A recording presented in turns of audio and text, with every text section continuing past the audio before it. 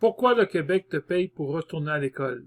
Bonjour, je suis Michel, j'aide les personnes qui veulent immigrer, travailler, étudier ou investir au Québec ou au Canada. Bienvenue sur cette chaîne. Dans cette vidéo, on va voir comment retourner à l'école et être payé par le Québec. Mais avant de voir tout cela, n'oublie pas de t'abonner à ma chaîne et si tu veux rien manquer, clique sur la petite clochette.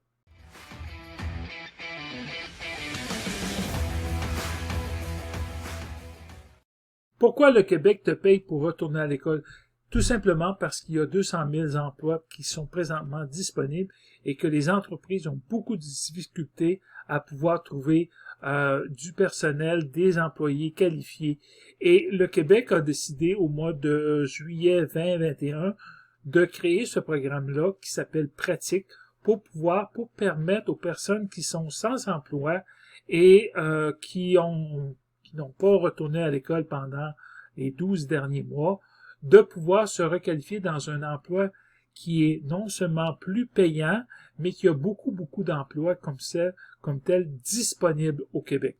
Et le Québec te paye 650 $ par semaine pour pouvoir étudier, ce qui est quand même pas rien. Si tu n'as pas de qualification en informatique, c'est pas si grave. Tu as des formations qui te permettent de pouvoir apprendre ce domaine-là. D'autres formations qui vont être un peu plus spécialisées vont demander certaines compétences de base. On va voir tout cela sur Internet, sur le programme comme tel. Mais si tu veux avoir plus d'informations, regarde toute la vidéo et tu vas en apprendre beaucoup sur ce programme pratique que le gouvernement a décidé d'ouvrir pour toutes les personnes qui sont sans emploi, qui n'ont pas été à l'école au cours des 12 derniers mois. OK, nous sommes rendus sur mon écran. Je vous montre comment ça fonctionne le programme pratique. Vous avez juste à mettre pratique et le premier lien, c'est programme de requalification et de l'accompagnement. Vous allez voir ici, vous allez tomber tout de suite, c'est le programme ici, ça l'est, le programme de requalification et de l'accompagnement en technologie de l'information et des communications. Un grand nom pour dire pratique. Vous le voyez, ce programme-là a été lancé le 1er juillet 2021 et je crois il est admissible jusqu'au au mois de mars, 31 mars 2022, tout simplement. Pour être admissible, vous devez être sans emploi et que vous n'avez pas été aux études à temps plein au cours des 12 derniers mois. Alors, tout simplement. Alors, vous avez ici les informations, l'aide financière. Voyez, le programme pratique vous permettra de recevoir une allocation d'aide à l'emploi de 650 $ par semaine pendant la durée de votre formation. Admissible à temps complet, vous menant un emploi dans la formation des TIC. Les allocations vous seront versées pendant toute la durée de la formation et lorsque vous aurez complété votre formation avec succès, vous recevrez également une somme forfaitaire de 1 950 $ visant au soutien et à l'intégration professionnelle. Donc, vous pouvez faire une demande ici. Je ne la ferai pas avec vous. Vous avez juste à le faire, tout simplement. Ça va. Je l'ai essayé comme tel et c'est très facile à faire. Vous avez juste à répondre aux informations qu'on vous demande. C'est des informations personnelles. Si on va voir tout simplement, je vais vous montrer. Vous voyez, là, vous avez l'aide financière, vous avez ce que vous devez faire. Vous devez compléter comme tel. Dernier recours, ça c'est pour l'aide sociale. Demande de service d'emploi. Ça se trouve être la bonne information. Et ensuite, vous complétez raison de la demande, renseignement, adresse, tout simplement jusqu'à la fin. Tout simplement. C'est pas vraiment compliqué. Donc, une aide liée à la qualification comme telle, vous avez droit de cette formation en technologie de l'information et c'est pas nécessairement pour les personnes qui ont déjà des compétences ou des connaissances en technologie de l'information. Si on va voir ici, là, tout simplement, liste des formations admissibles. Vous voyez toutes les différentes régions du Québec que vous pouvez le faire. Vous avez un ensemble de formations collégiales Et ces formations-là, ce sont soit des AEC, des attestations d'études collégiales, ou des certificats de premier cycle à l'université, diplôme de premier cycle aussi, et même vous avez des attestations de deuxième cycle à l'université. Donc, vous n'avez pour tous les goûts, diplôme de premier cycle et de deuxième cycle. Donc, vous n'avez un peu partout. Et toutes ces formations-là, ce que je veux vous dire, qui est très important, c'est que ces formations-là sont entièrement à distance. Donc, vous n'avez pas à vous déplacer comme tel à l'université ou dans un cégep. Les formations sont entièrement à distance, ce que moi je trouve très pratique. Beaucoup moins de temps à passer pour aller pour aller à l'école et revenir, tout ça, faire en sorte avec le trafic, tout ça, ça vient d'être enlevé. Pour moi, c'est une grande économie de temps. Donc, les formations.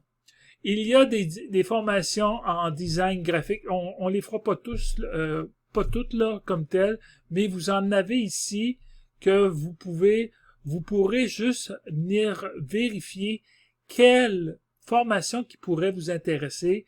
Big Data en finance, Web et Database Programming. Il y en a en anglais aussi. Quelques-unes en anglais. Il y en a aussi beaucoup en français, évidemment. Vous avez des certificats en anglais et en français. Et ici, exemple, formation AEC Industrie intelligente. Vous n'avez d'à peu près dans tous les domaines pour la création de web, pour le graphisme, cinéma et effets visuels. Vous voyez, là, il y en a pour tous les goûts. Et ces formations-là, on le voit ici, ces formations, il y en a que c'est des formations initiales, donc qui ne demandent pas nécessairement une grande connaissance ou pas du tout. Tout simplement, vous devez aller vérifier, par exemple, chaque formation. Là, je peux pas le faire avec vous. Ça va dépendre de vos intérêts et de ce que vous voulez faire. Développement web ici. Donc, je vous dirais qu'il y a un grand potentiel intéressant pour les personnes qui veulent se requalifier et qui ont besoin d'avoir un nouvel emploi. Et c'est pour les personnes qui n'ont pas nécessairement de diplôme. Je crois qu'un diplôme d'études secondaires va suffire et pas nécessairement besoin d'avoir d'autres diplômes, mais il faut que vous ayez soit un intérêt pour cela et que, évidemment, chaque formation, je peux pas vous dire que vous allez être accepté de façon sans condition.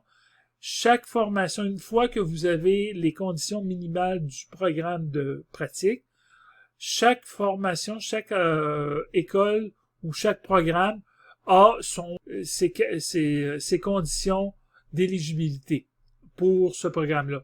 Si on va voir exemple ici, développement web, par exemple, Cégep de Sherbrooke, ce qu'on va voir ici, voyez, développement web, durée de 8 mois à temps plein, programme concret, possibilité, ça c'est le programme pratique, 650 par semaine, qu'on a bien vu. Vous avez le contenu et vous avez aussi les différentes formations. Et ce qu'on peut voir aussi, le coût de la formation. Vous allez avoir possiblement des coûts. Là, je ne sais pas si le programme pratique rembourse ces coûts-là ou si c'est vous qui les payez. Là, c'est un programme tellement nouveau que j'ai pas toute l'information. Dès que j'aurai d'autres informations, je pourrai vous le dire. Vous allez pouvoir voir et vous allez avoir toutes les informations qui sont ici.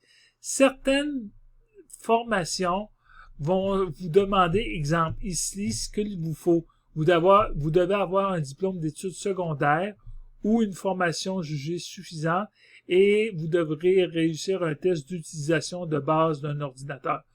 Ce qui est pas très compliqué, là. Alors, à ce moment-là, je vous dis, c'est pas toutes les formations. Certaines formations vont vous demander d'avoir une connaissance en informatique un peu plus élevée. Si on va voir ici un cégep, un certificat en technologie de l'information à l'Université de Sherbrooke, Ben, ici, c'est sûr et certain qu'on va vous demander un peu plus parce que là, on est à l'université. Alors, à ce moment-là, vous allez voir temps complet, 30 crédits. Donc, vous aurez juste, j'ai pas toute la structure, l'admission ici.